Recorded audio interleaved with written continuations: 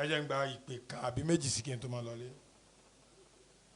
Orí tọ́lọ́run ṣe fún ìyàwó Muftiat Ọlọ́run dákun májò lọ́ọ̀lẹ́ o kò wọlé àwọn ẹni Ọlọ́run kó wọn lọ síwájú sí i la hawla wala quwwata illa billahi al-aliyyil azim.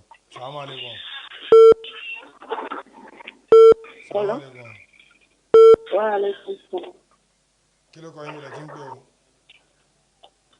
Mo ń pè láti Ọjọ́ta, South. Ọjọ́ta. Bẹ́ẹ̀ni.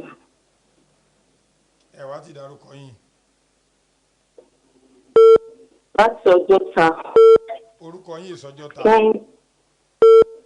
Kẹ́hìndé láti Ọjọ́ta. Mo bèlè èjì rẹ lọ ọdún jọbí.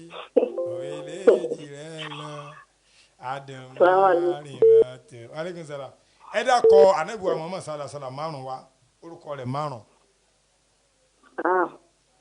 Adéwálé. Adéwálé ló kọ Anabi. Adéwálé o. Ó yá okùn mẹ́rin. Akẹ́yìndé. Ó yá ìyàwó Akẹ́yìndé látọjọ́ ta ó kọ Anabi márùn. Adéwálé Akẹ́yìndé ó yá. Àdìgún ńkọ́.